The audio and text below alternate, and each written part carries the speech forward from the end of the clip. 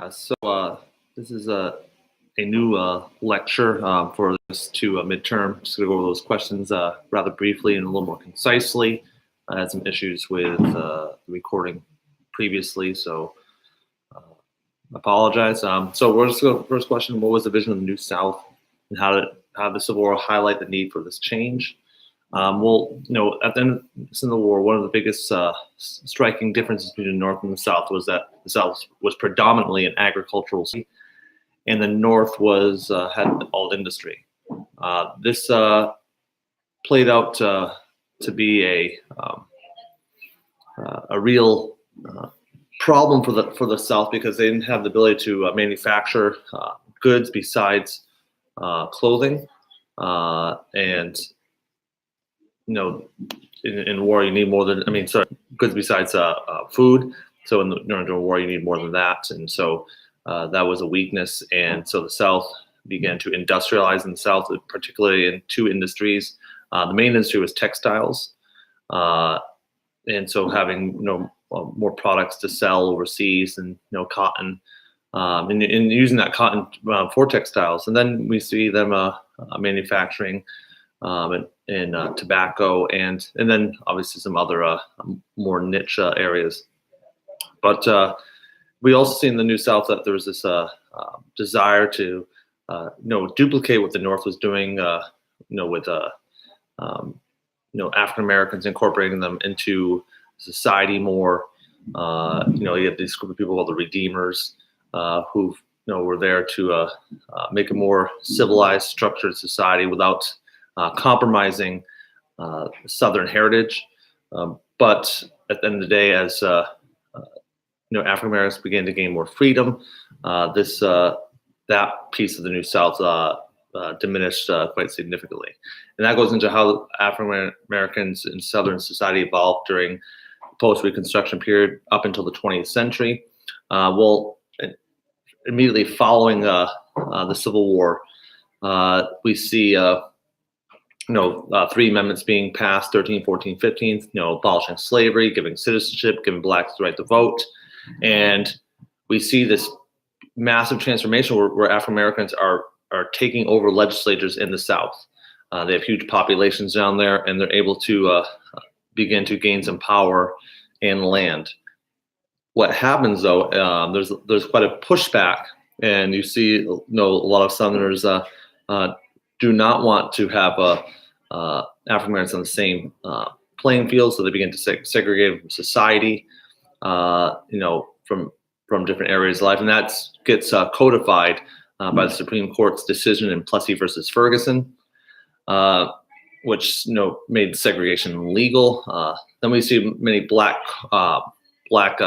codes or Jim Crow laws that diminish the African Americans' ability to vote and to participate, because they put barriers such as voting literacy tests and poll taxes to eliminate that ability. And what we see during that period, that as those changes were made, is that we have a two-class society.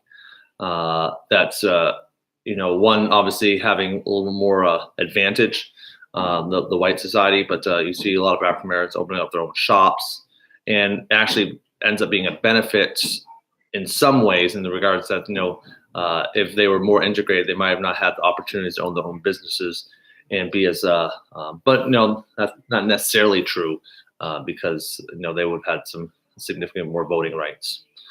Briefly discuss the age of imperialism and why did America shift its foreign policy from isolationism to imperialistic. Around the globe, particularly Western European countries, but this also Japan and Russia also took part in some imperialistic methods in which they would begin to carve up areas of Africa, Southeast Asia, to benefit their industry and gain global presence and prestige, military strategic conquest. America was not really taking part in this for a long period of time due to the Civil War and some of their internal conflicts. As those internal conflicts begin to die down, we see America begin looking overseas. We see that obviously with the War of 1898. And one of the biggest reasons for this is that their manufacturing was booming. So they're looking to gain more raw materials, more markets, and again having a strategic military advantage in the world, which might have been at this point in history for the Americas probably the least important. What were the causes of the War of 1898 or Spanish-American War, and what was the outcome? Well, the biggest causes were, in Spain. Spain colonized Cuba. The Cubans were looking to gain independence because they felt their treatment was, not correct, and Americans sympathized with the Cubans because they had gone through colonial powers and gained independence. But most Americans still didn't want to be involved in a war. And that's where yellow journalism comes in, because you had many journalists who began to put forth a lot of sensationalized journalism about the treatment, and Americans' general viewpoint towards the war gained some traction. We also see that the Spanish diplomats began to talk a little bit of garbage towards McKinley, and that angered Americans because he was their leader, and we had a more unified party system at this point in history. And then we see, obviously, the sinking of the USS Maine was it was believed that it was the Spanish, but we know after the fact that it was a malfunction on the ship. And so those kind of factors brought Americans' general viewpoint towards war with Spanish positively. And so the United States gained access to Guam and the Philippines and Puerto Rico. And so this really helped their expansionist, imperialistic viewpoint.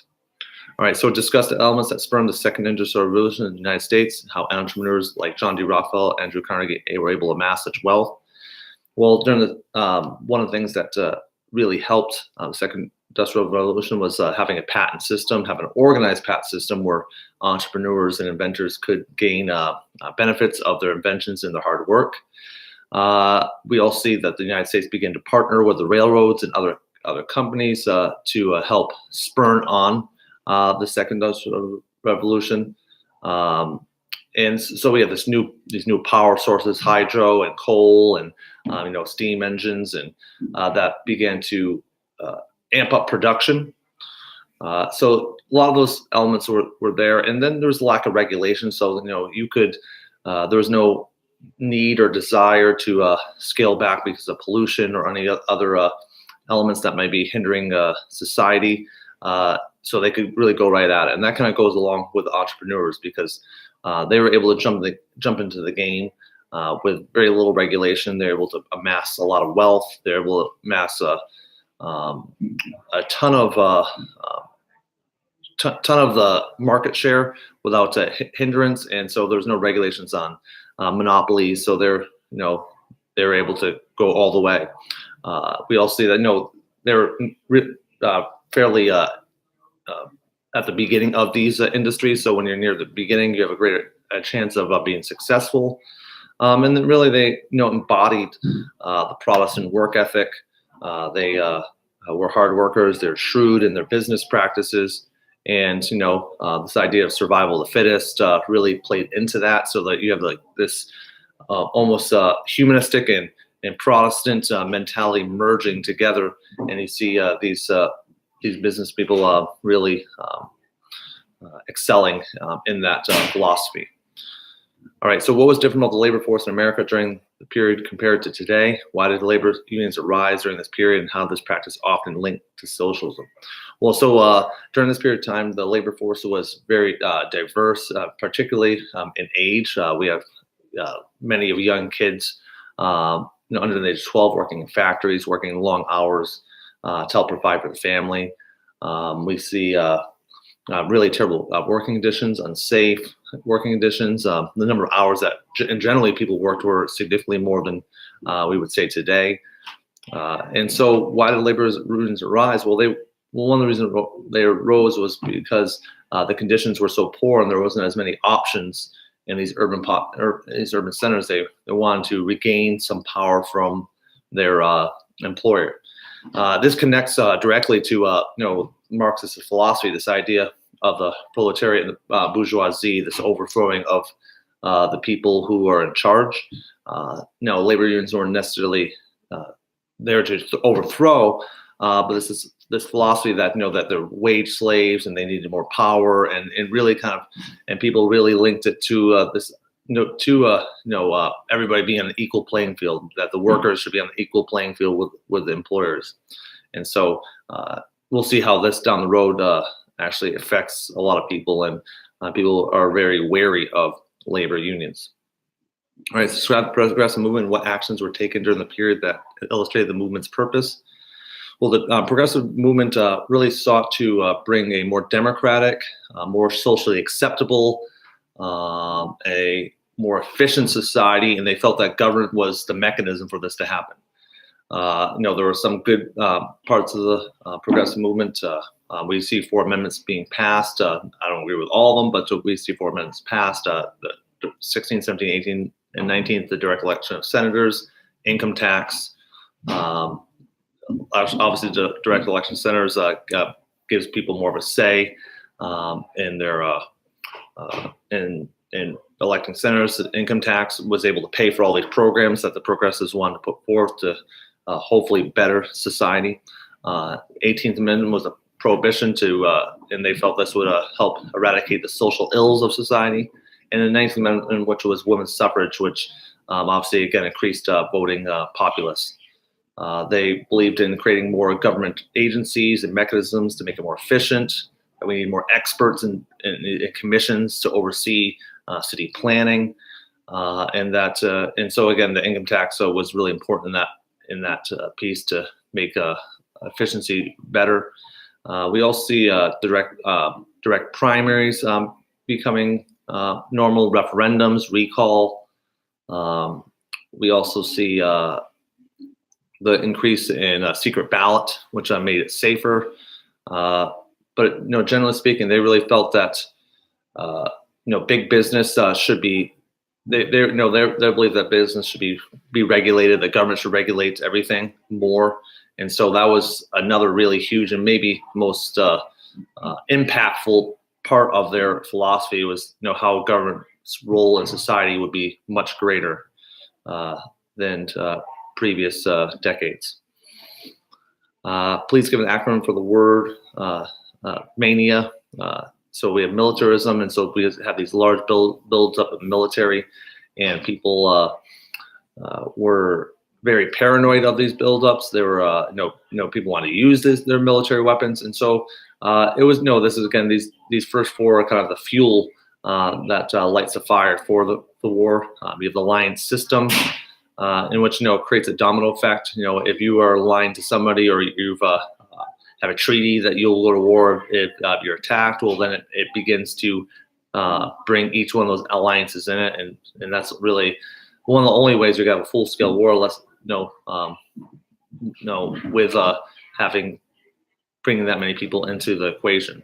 Nationalism, you see patriotism on steroids. We see these ethnic countries that began to develop after the breakdowns of many empires throughout Europe, and there's a sense of superiority that's increased, and so it's easier to fight and go against people, those who you feel are barbaric or not uncivilized or just not as good as your ethnicity.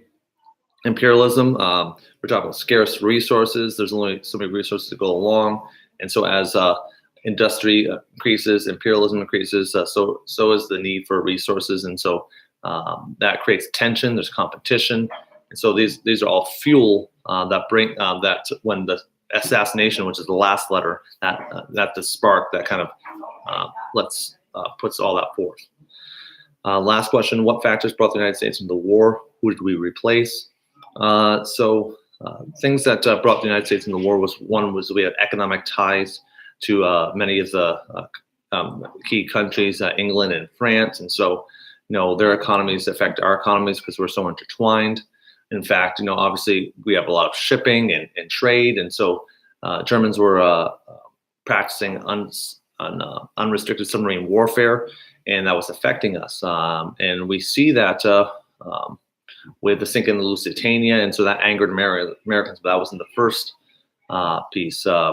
We see the Zimmerman telegram, where German Chancellor contacted Mexico to tell them that ask them, if they would assist if Americans jumped into the war, and then the Germans would reciprocate by giving them help to gain back land that they lost during the Mexican War.